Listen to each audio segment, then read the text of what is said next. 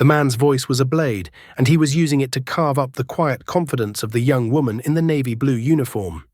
I said, "On the rocks." "Does this look like on the rocks to you, sweetheart?" he demanded, holding up the glass of amber liquid. A single sad-looking ice cube floated in the center. "This is an ice cube. Singular. I want rocks. Plural. As in, more than one. Is that a concept you can grasp?" Clara, whose name badge read trainee, felt a hot flush creep up her neck. She was 20 years old, and this was her third cross-country flight. The man, in a silk shirt that was just a little too tight across the chest, looked to be in his late 40s.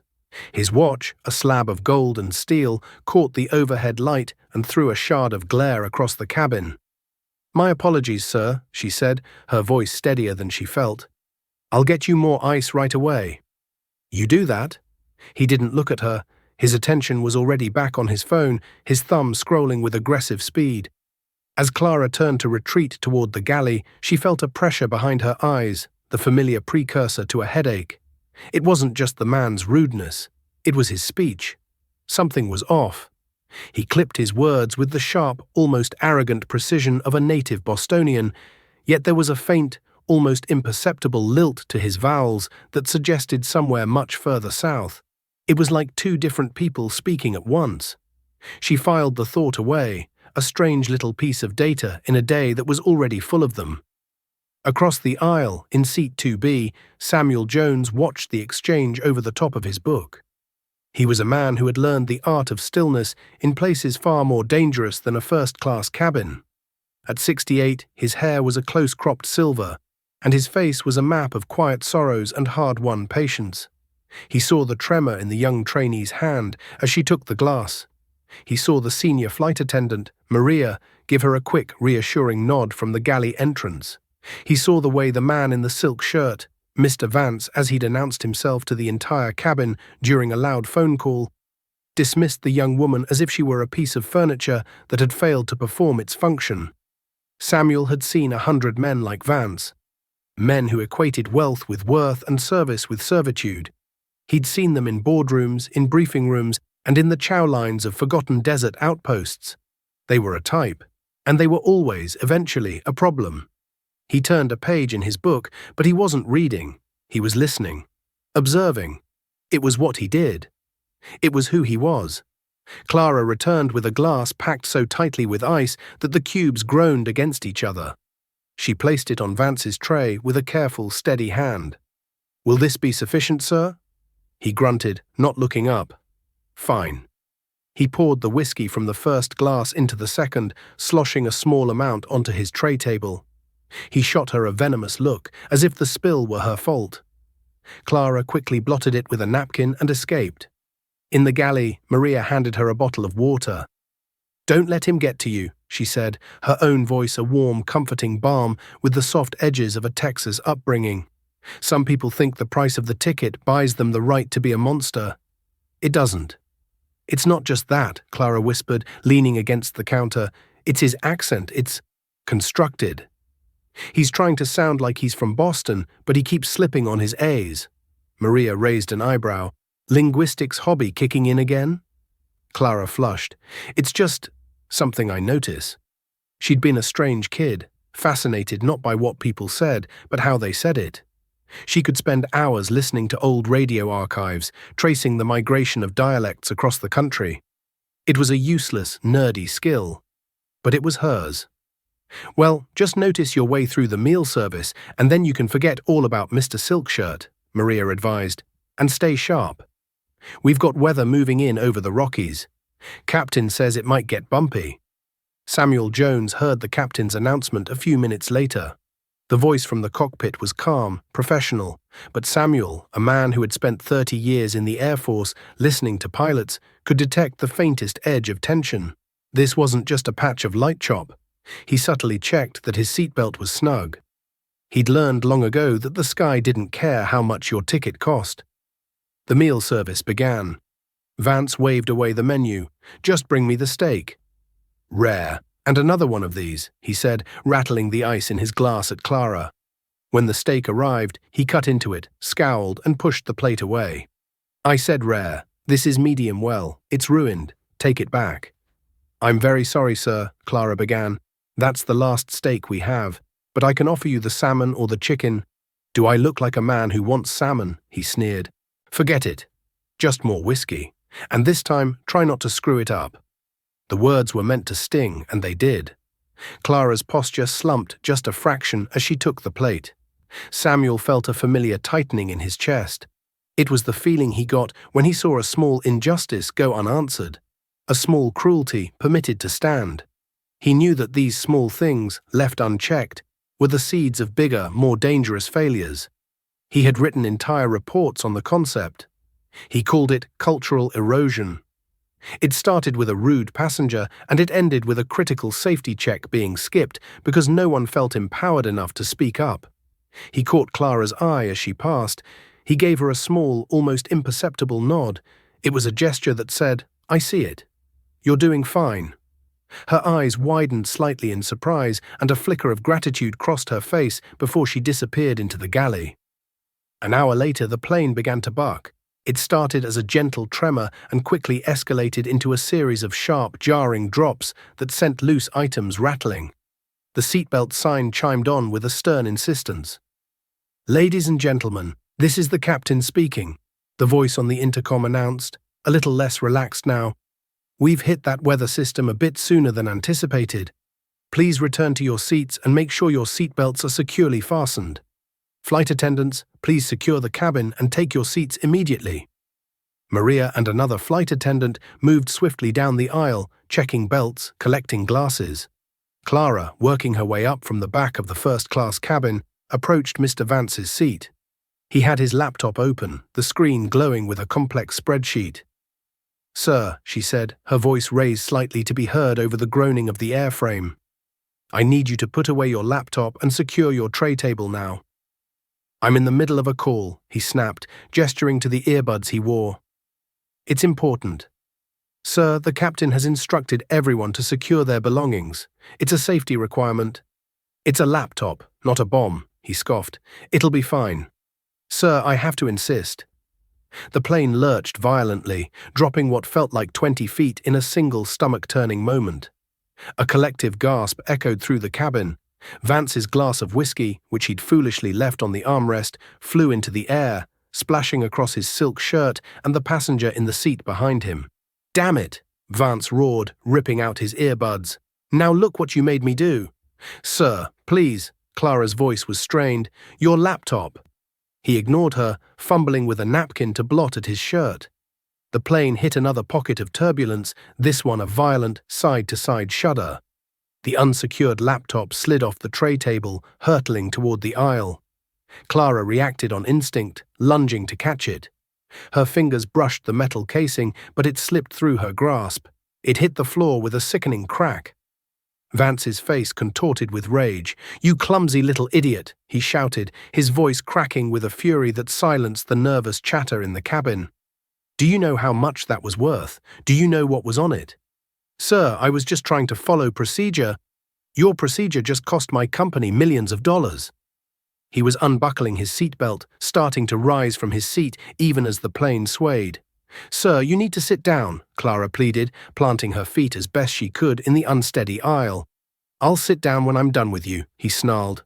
He took a step toward her, his face inches from hers.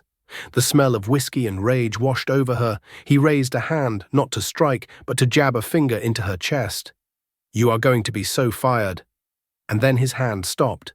It was caught, firmly but without aggression, in another, larger hand.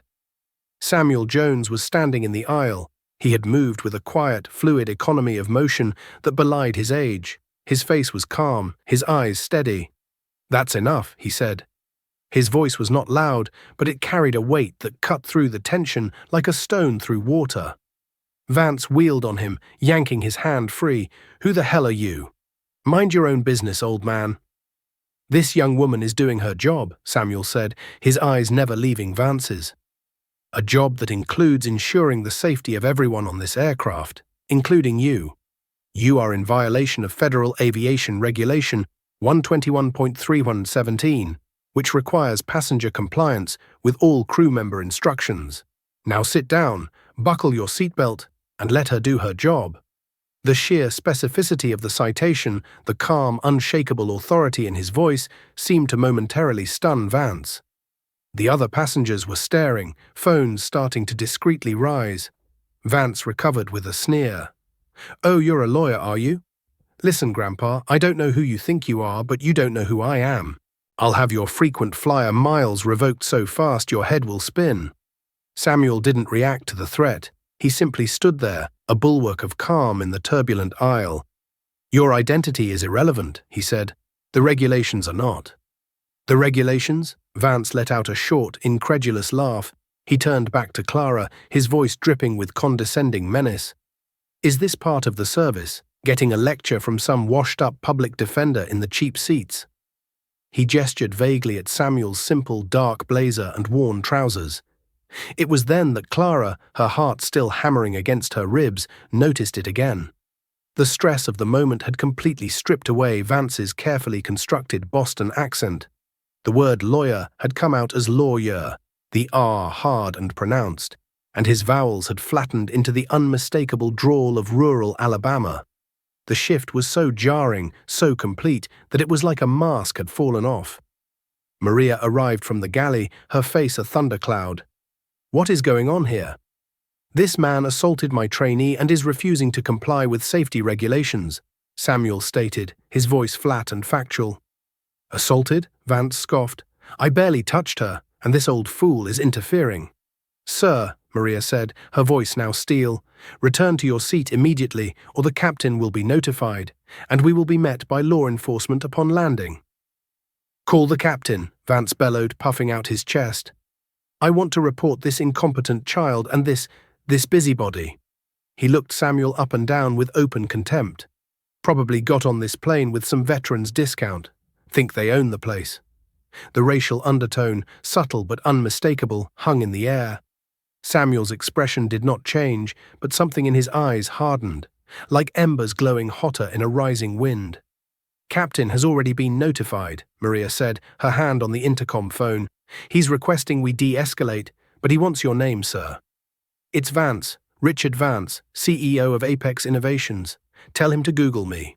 He smirked, as if the name itself were a weapon.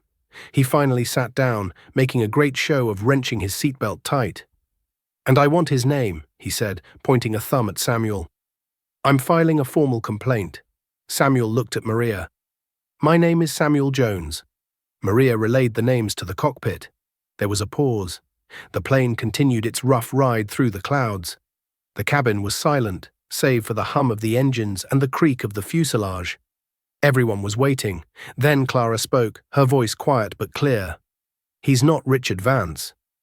Every head turned toward her. Vance's smirk vanished, replaced by a flash of genuine panic. "What did you say?" Maria asked. "His name isn't Richard Vance," Clara repeated, gaining confidence. "The real Richard Vance is from Concord, Massachusetts. I did a paper on him, on his company's IPO. He has a very distinct accent. This man, he's faking it. He's from the deep south, Alabama, maybe northern Florida. His entire phonetic structure shifted when he got angry." Vance's face went pale. That's ridiculous. She's crazy." "Is she?" Samuel's voice was soft, inquisitive. He looked at the man who called himself Vance. "Apex Innovations has a major Department of Defense contract. Industrial espionage is a serious concern, falsifying an identity to get close to their technology." "This is insane," the man sputtered, his southern accent now fully exposed. I'm his cousin. Using his name for the booking, it's a perk." The intercom crackled. It was the captain. His voice had lost all its earlier calm. It was tight, urgent, and directed at Maria. "Maria, is Mr. Samuel Jones in seat 2B, a black gentleman, late 60s, wearing a dark blazer?" Maria glanced at Samuel. "Yes, Captain." A pause, heavy with significance. "Confirm his identity discreetly," the captain said, his voice strained. "Do not, under any circumstances, challenge him further, and keep the other passenger in his seat. We are diverting." The word diverting shot through the cabin like a bolt of electricity. Maria approached Samuel, her expression a mixture of awe and confusion. "Mr. Jones, sir." The captain asks if you could confirm your identity. Samuel reached into his blazer's inner pocket and pulled out a slim leather wallet. He didn't flash it around. He opened it and showed it only to Maria. She looked at the credentials, her eyes widening. She swallowed hard and nodded, backing away slowly as if from royalty. The man who called himself Vance watched this exchange, sweat beading on his forehead. The bravado had completely evaporated, replaced by the raw animal fear of a man whose bluff had just been called on a federal level. Samuel turned his calm, steady gaze back to him. "It's an interesting thing about human factors," he said, his voice a quiet lecture in the midst of the turbulence. "Under stress, the masks we wear are the first things to fall away. The brain can't maintain the cognitive load of a lie while also processing a threat. Your accent, your composure, it all just reverted." He looked at Clara, and for the first time, a genuine warm smile touched his lips. "Excellent observation, young lady, truly excellent." The plane banked sharply, the engines changing their pitch. Outside the window, the dark, angry clouds were all anyone could see. But inside the cabin, the storm had just broken, and the landscape of power had been irrevocably altered. The diversion was to Denver. The captain's announcement was brief and devoid of detail, citing only a security issue on board. The words landed in the hushed cabin with the weight of an anchor. Mr. Vance, whose real name they would later learn was Leo Strickland, a disgraced former competitor of the real Richard Vance, seemed to shrink in his seat. He stared straight ahead, his face a mask of waxy dread. The silk shirt, stained with whiskey, clung to him like a shroud. Clara was sent to the back galley by Maria, ostensibly to check supplies, but really to give her a moment to breathe. Her hands were shaking, not from fear anymore, but from the adrenaline crash. She leaned against a metal counter, the cold seeping through her uniform, and replayed the last 10 minutes in her mind. The man's shout, the lurch of the plane, the quiet, immovable presence of Samuel Jones, and her own voice, speaking up, pointing out the lie in the man's speech. A useless, nerdy skill. Until it wasn't. Samuel had returned to his seat and picked up his book. But he wasn't reading, he was watching the crew. He noted Maria's calm efficiency, the way she moved through the cabin, her voice low and reassuring to the other, anxious passengers. He noted the other flight attendant's slightly too wide eyes, a sign of stress, but also of focus. He was observing a system under pressure, a system he had spent his life studying. When the plane began its final descent, the turbulence eased, replaced by a tense, humming silence. As the wheels touched down with a firm, solid thud, no one moved. No one unbuckled. Every passenger seemed to be holding their breath, waiting for the next act. As they taxied toward a remote section of the tarmac, away from the main terminal, flashing blue and red lights became visible through the windows. An entire welcoming committee of police cars and dark SUVs was waiting. "Ladies and gentlemen," the captain's voice came over the intercom, tight and formal. "Please remain in your seats with your seatbelts fastened until the aircraft has come to a complete stop and the seatbelt sign has been turned off. Law enforcement will be boarding the aircraft. Please remain seated and follow their instructions." The engines spooled down. The silence that followed was absolute. The cabin door opened, not to a jet bridge, but to a set of rolling stairs. The first two people up the steps were not police officers. They were men in dark suits, their faces impassive, their movements economical. They were federal. They conferred quietly with Maria at the door. Then one of them walked down the aisle and stopped next to Leo Strickland's seat. "Mr. Strickland," the agent said, his voice soft, "we need you to come with us." Strickland didn't protest. He didn't speak.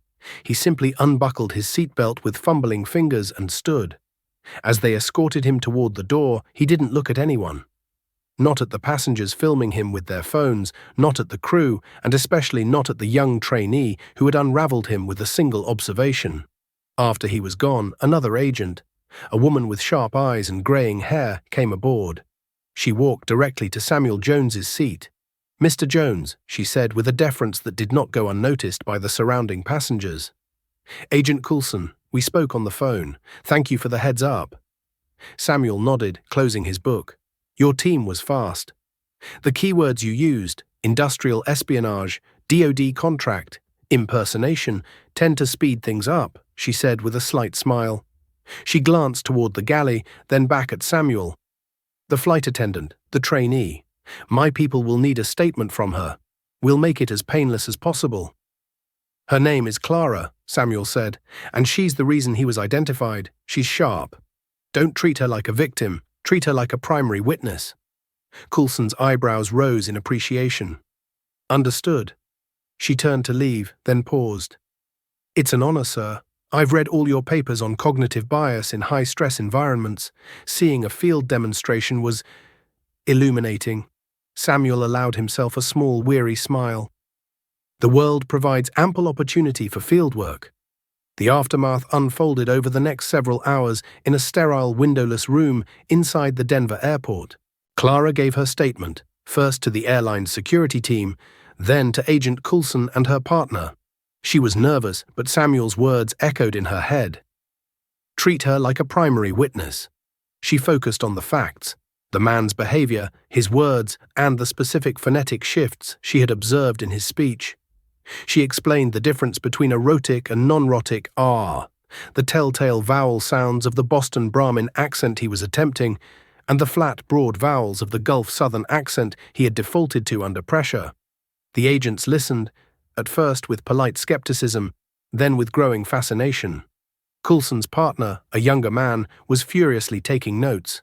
So you're telling me you caught him because of the way he pronounced the word lawyer? He asked, incredulous. Among other things, Clara said, her confidence growing. It was a pattern. The stress of the turbulence and the confrontation created a cognitive overload. He couldn't maintain the facade. It's like trying to pat your head and rub your stomach at the same time, but for your mouth.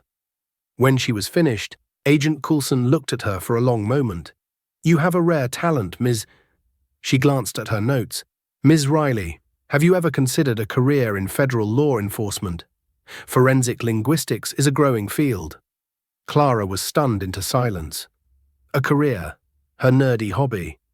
Samuel was in another room, speaking with a senior vice president from the airline who had been flown in on a private jet, and a grim-faced man from the NTSB's regional office. The airline VP was sweating, apologizing profusely. Mr. Jones, on behalf of the entire airline, I cannot express how sorry we are for the behavior of that passenger and the distress caused to you and our crew. Samuel held up a hand. Your apology is noted, Mr. Harris. But my distress is not the issue here. The issue is what I observed before Mr. Strickland became a federal problem. He leaned forward, and the energy in the room shifted. This was not a passenger anymore. This was the director of the Division of Human Factors for the National Transportation Safety Board. The issue, Samuel continued, his voice precise and cold, is a service culture that has so thoroughly intimidated its frontline employees that a trainee was subjected to escalating verbal abuse without any intervention from her senior crew until the situation became a physical confrontation. The issue is a passenger who felt so entitled, he believed safety regulations were optional. This incident with Strickland is a symptom of a deeper disease, and I am very, very interested in the disease. The VP's face paled. I assure you, our training protocols are— Your protocols are what you write down in a manual, Samuel interrupted. Your culture is what happens at 35,000 feet, when a man in a silk shirt decides he's more important than the rules. I'll be recommending a full-scale human factors audit of your airline's cabin crew training and empowerment procedures. My official report will be on your CEO's desk by the end of the week. It was not a threat. It was a statement of fact, delivered with the calm finality of a guillotine. The passengers were eventually deplaned and put up in a hotel. The story had already leaked, and a small gaggle of reporters was waiting at the terminal. The airline, on the advice of a panicked legal team, rerouted Samuel and Clara on a private carrier to their original destination, hoping to keep them away from the press. On the small, quiet jet, flying through the now calm night sky, it was just the two of them. Clara stared out the window at the sea of stars, her mind racing. Forensic linguistics, she said softly, more to herself than to him. Samuel looked up from his file. It's a real thing. The FBI has a whole unit. They analyze ransom notes, suspect statements, threats. They can tell where a person grew up, their education level, sometimes even their profession, just from their words. I just thought it was a weird hobby. No hobby that encourages deep observation is weird, Samuel said. It's a skill. Most people look, but they don't see. They hear, but they don't listen. You do. That's a rare thing. He paused. That agent wasn't just making conversation, she was recruiting. Clara looked at him, her eyes wide with a future she had never imagined. What about you? What you do?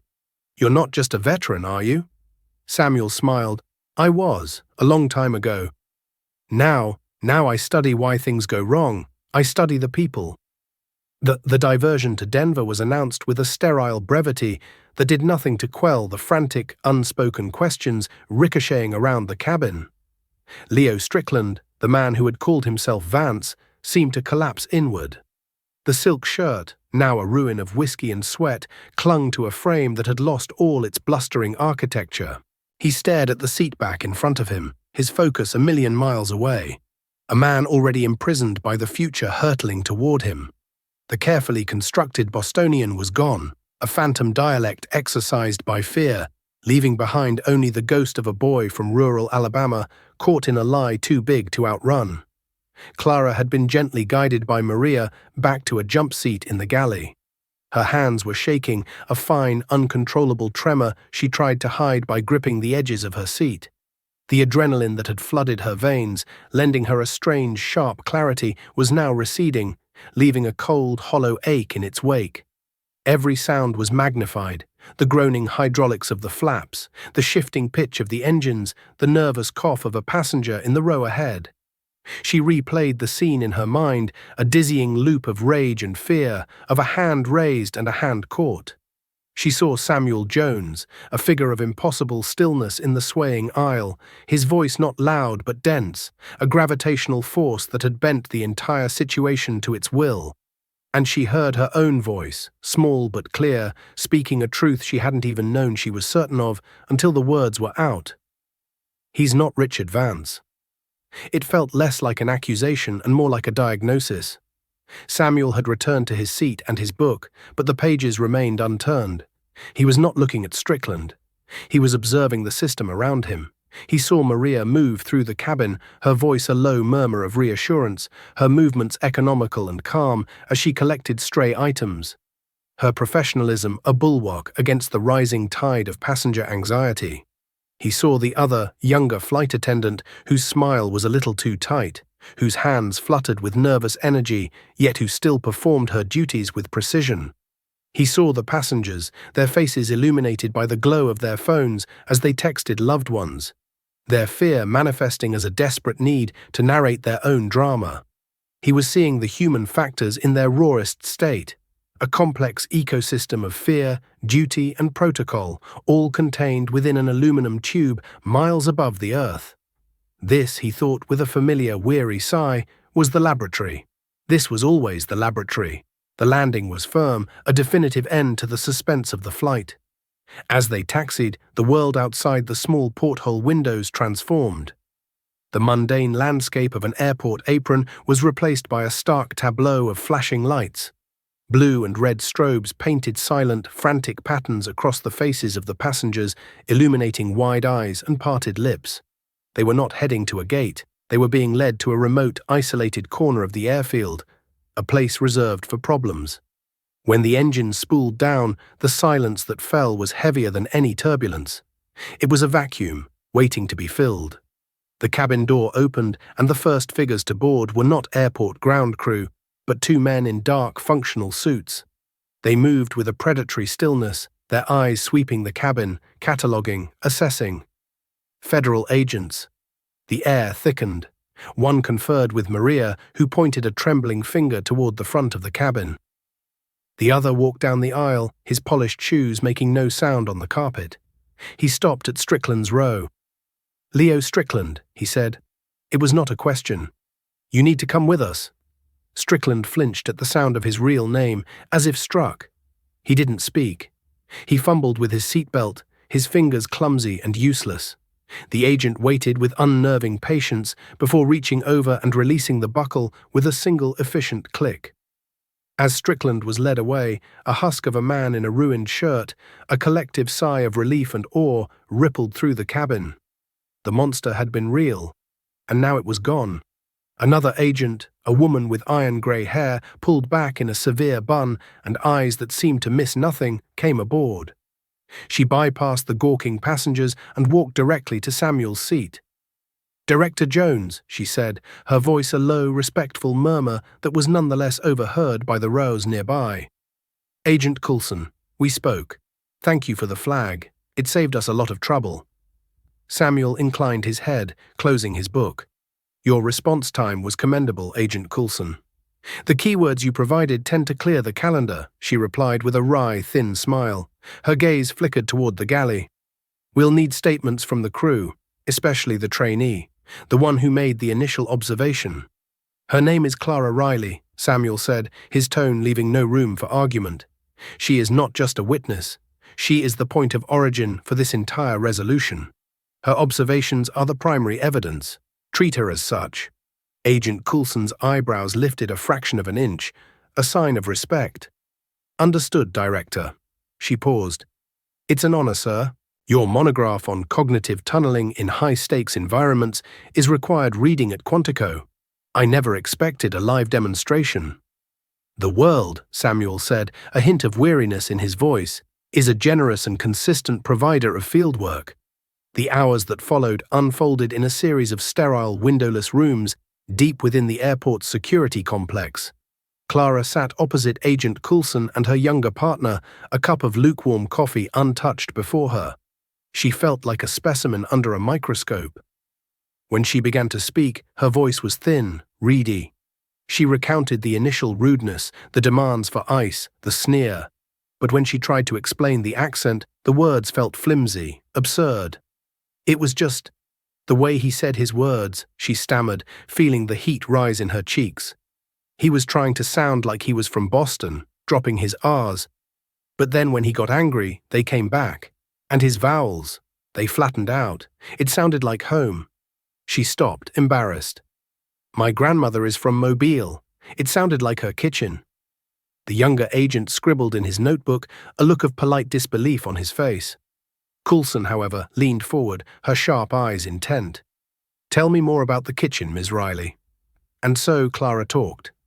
Not about phonetics or linguistics, but about the sound of her grandmother's voice, the cadence of stories told over steaming pots of gumbo, the specific way the word lawyer stretched and softened. She spoke of the old radio shows she listened to, the way she could trace a person's life story through the subtle music of their speech. She wasn't an expert explaining a science, she was a musician explaining a sound. As she spoke, Samuel Jones sat in another room with the airline's senior vice president of operations, a man named Harris, who had been scrambled onto a corporate jet and flown in from Chicago. Harris was dabbing his forehead with a handkerchief, his face a mask of corporate contrition. "Director Jones, I want to assure you the actions of that passenger are anathema to our company's values. We are prepared to offer you a lifetime of platinum status, a public apology." Samuel held up a hand, silencing him. "Mr. Harris, your airline's values are not what is written in your annual report. They are what a 20-year-old trainee experiences when she is being verbally assaulted by a passenger in front of a full cabin and no one intervenes." Harris's face went slack. "Our crew is trained in de-escalation." "Your crew is trained to absorb abuse," Samuel corrected, his voice as sharp and precise as a scalpel. "They are trained that the customer is always right, even when the customer is belligerent, non-compliant, and a potential safety hazard. You have fostered a culture of appeasement that has eroded the federally mandated authority of your cabin crew. Mr. Strickland was not an anomaly. He was the logical conclusion of your corporate policy. He behaved as he did because your airline has taught men like him that they can." He let the words hang in the air, heavy and damning. "This incident will be the centerpiece of my report, and my report will recommend a full, top-to-bottom audit by my Office of your Training, Procedures, and Corporate Culture. I suggest you prepare your board of directors." By the time Clara was finished, the sun was rising. The airline, desperate to avoid further scrutiny, had arranged for her and Samuel to be flown to their original destination on a small private jet. As they ascended into the dawn, leaving the chaos of Denver behind, Clara felt a profound sense of dislocation. The world she had woken up in yesterday no longer existed. She stared out at the clouds, a carpet of impossible white and gold. "Director?" she asked, the title feeling strange and foreign on her tongue. "Samuel, please." "Samuel," she tried again. "What you do? You're not just a safety inspector, are you?" He looked over at her, his eyes kind. "I study stories, Clara. When a plane crashes, the media tells one story. The story of the fireball, the tragedy, the final moments. But that's the end of the story. The real story begins months, sometimes years, earlier. It's a story of 1,000 tiny moments, a mechanic who was rushed and skipped one checklist item, a pilot who was fighting with his wife and was distracted, an air traffic controller who was on her 4th consecutive overtime shift, a corporate culture that pressures people to fly faster, cheaper, fuller." He gestured out the window at the empty sky. "My job is to find the story before the ending is written. I listen for the whispers, the hesitations, the things people don't say, the hairline fractures in the system. What you did back there, you heard a fracture in a man's voice. It's a rare gift." He was silent for a moment, then turned to her fully. "Agent Coulson was not just being polite. Her agency and others, they need people who can listen like you, people who can hear the story underneath the noise. The NTSB offers internships. If you were interested, I could make an introduction." Clara looked from his steady, earnest face to the endless horizon. She had boarded a plane to serve drinks and smile. She was leaving it with the map of her entire life suddenly, irrevocably redrawn. The weeks that followed were a strange purgatory. The airline placed her on paid leave, a gilded cage designed to keep her quiet and away from the press. They sent her gift baskets and bonus checks, which she left unopened. Her small apartment felt like a diorama of a life she no longer lived. Her flight attendant uniform hung in her closet like a costume from a play that had closed. The news was full of Leo Strickland, the mile-high imposter, but the breathless reports missed the real story entirely. They talked about his greed, his arrogance, but they never talked about the culture of entitlement that had allowed him to flourish. One rainy Tuesday, a thick manila envelope arrived. It bore the seal of the National Transportation Safety Board.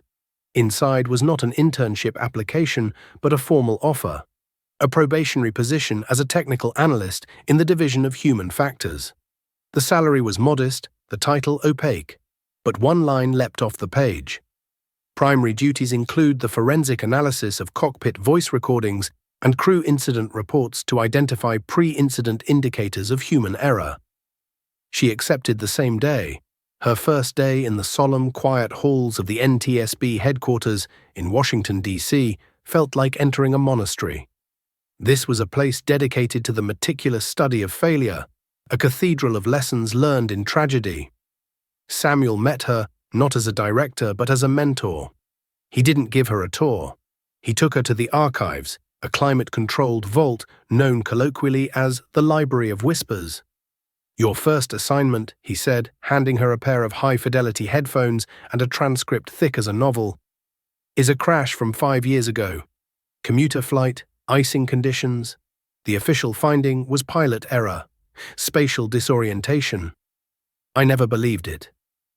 For the next month, Clara lived inside the last 30 minutes of that flight. She listened until the static became a language, until the whine of the engines was as familiar as her own heartbeat. She heard the captain's strained breathing, the first officer's clipped deferential responses. She heard the automated stall warnings, a robotic shriek of impending doom. The official story was there, plain as day. 2 good pilots, overwhelmed by a storm, who lost control. But Clara kept listening. She filtered the audio, isolating the pilots' voices, then isolating the background noise. And one afternoon, hunched over her console, she heard it. A tiny, insignificant sound buried deep beneath the storm and the alarms, a faint, rhythmic clicking. Click, click, click, click. And something else.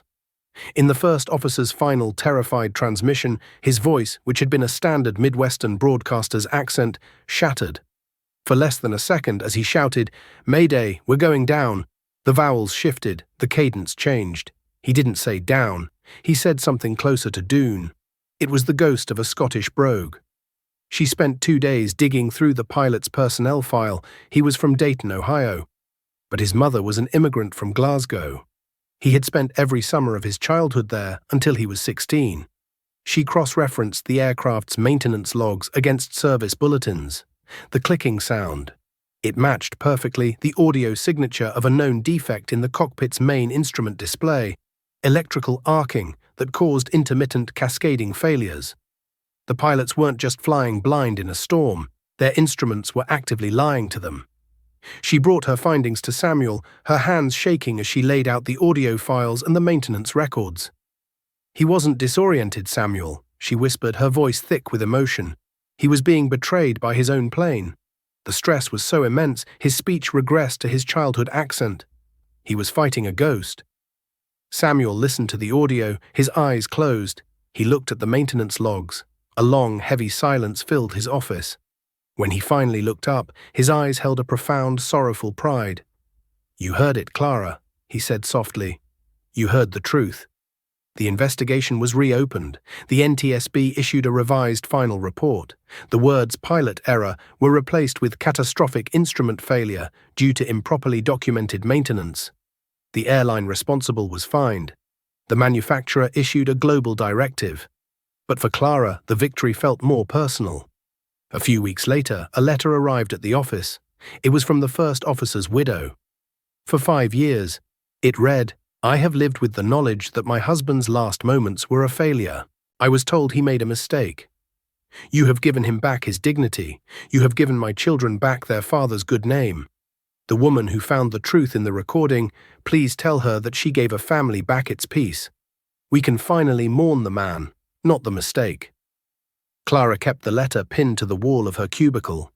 Her work was no longer about linguistics or phonetics. It was about peace. It was about dignity. It was about truth. A year after that flight to Denver, she found herself on another plane, this time a cramped regional jet, flying into a snowstorm in Wyoming. She was an official member of the NTSB GO team, dispatched to the site of a landing gear collapse. As the plane bucked and shuddered, she felt no fear. She was listening. She heard the flight attendant's calm, practiced voice during the safety briefing.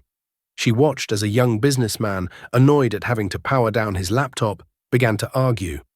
Before the flight attendant could even respond, the older woman sitting next to him leaned over. "She's not asking, son," the woman said, her voice quiet but firm. "She's keeping us safe. Put it away." The man, chastened, complied. Clara looked out the window at the swirling snow. She thought of Samuel and Maria and Leo Strickland. She realized the world wasn't just a system of mechanics and electronics. It was a system of voices, a system of authority given and authority taken, of stories told and stories heard. And she, in her own small way, was helping to retune it. The work was not in the wreckage that lay ahead of her in the snow. The work was here, in the air, in the quiet moments of compliance and respect, in the silent contract between the crew and the passengers. The work was in ensuring the whispers of trouble were heard long before they ever had the chance to become a scream.